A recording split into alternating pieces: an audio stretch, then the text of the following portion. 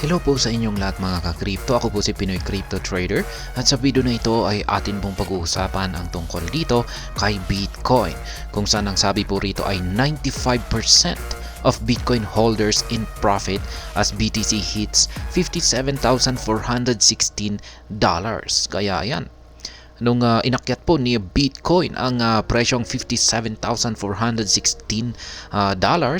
ay nasa 95% po ng mga Bitcoin holders ang in profit or may kita na, or sila ay may nakikitang gain na sa kanilang investment or holding or pag-hold dito kay Bitcoin. Kaya ayan, napakatindi po nito. Kaya ang buong community po ng Bitcoin ay siguradong nagsasaya dahil wala halos majority po sa kanila ay may gain na sa kanilang investment dito kay Bitcoin.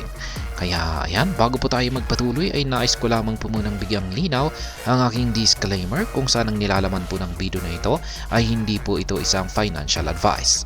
For education and information purposes lamang po ang layunin nito.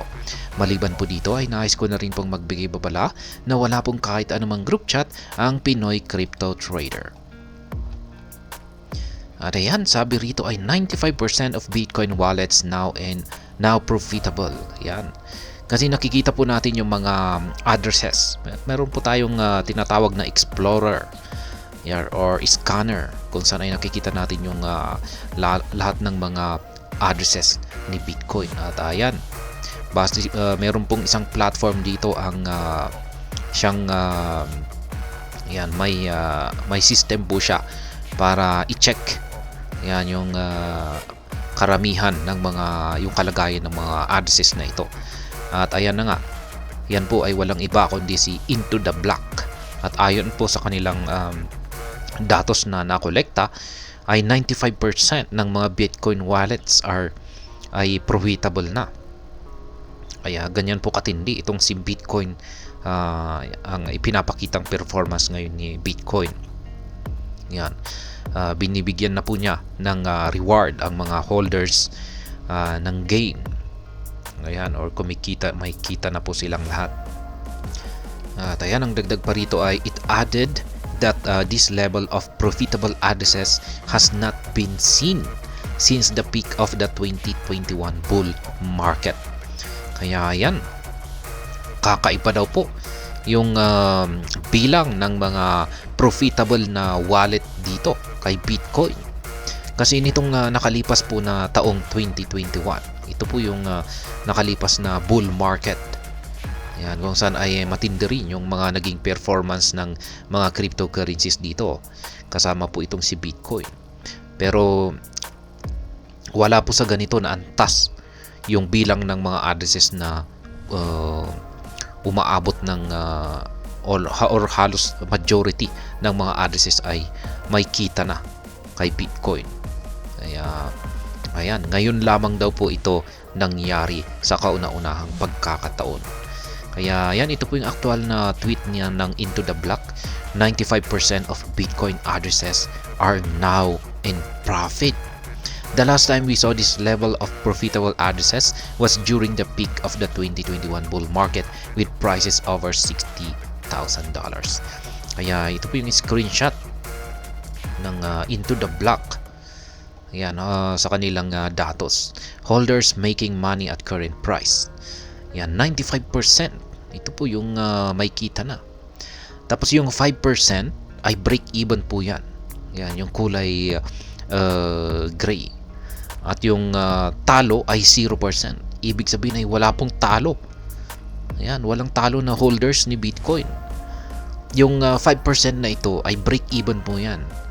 Wala po silang talo at saka wala rin po silang kita. Kaya 5%. Pero yan, 95% ang may nakikita ng gain sa kanilang pag-hold dito kay Bitcoin. Kaya yan. Furthermore, data from Into the Block indicates that technically, no Bitcoin address is currently holding Bitcoin at a loss. Kaya yan na. Base sa datos na ibinigay ni Into the Block ay technically, yan, ay wala pong Bitcoin holder or Bitcoin address na nakakaranas ng talo or loss. Ayan. The other half of the profitability spectrum, comprising just 5%, represents Bitcoin investors at break-even points, whether neither profit nor loss is incurred.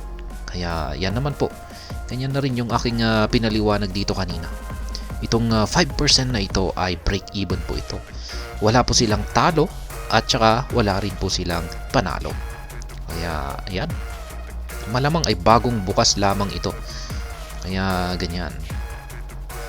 With Bitcoin hovering around $56,866 at press time, the asset is barely a 20% rally to reclaim its 2021 all-time high of around $69,000. Kaya yan, ito po yung nasa $69,000, yung pinakamataas na presyo na nakamit po ni Bitcoin sa buong kasaysayan nito. At nagawa po niya itong akyatin nitong nakalipas na taong 2021 na market bull run. Kaya ngayon ay ito po yung binabalikan ni Bitcoin, ang kanyang all-time high na ito, at para ito ay basagin at makapagtala ng panibagong all-time high niya ngayong sunod na bull market. Kaya ayon po rito ay 20% na lamang po ang kailangan pang akyatin ni Bitcoin ay makakamit niya na or maaabot na niya ang all-time high, ang kanyang previous all-time high na nasa $69,000. Kaya yan, ang tindi po ni Bitcoin ngayon. Kaya ang marami pong nagsasaya ng mga Bitcoin holders ngayon. Biruin mo naman, 95%. Walang talo. Yan, walang nalulungkot. Lahat ay nagsasaya dito kay Bitcoin. Tayo hanggang dito na lamang po tayo sa video na ito. Sana po ay inyong nagustuhan ang aking paliwanag dito. Kung inyo po itong nagustuhan ay pakiclick lamang po ang like button nito. Para naman po sa mga bago lamang dito, kayo po ay aking inaanyayahan para mag-subscribe. Pakiclick na rin po ang bell icon nito dahil ito po ang siya magsisilbing notification nito sa mga bago kong videos na aking pong ina-upload sa aking YouTube channel na ito. Marami pong salamat sa panunood, ingat po tayo lagi at God bless po sa ating lahat.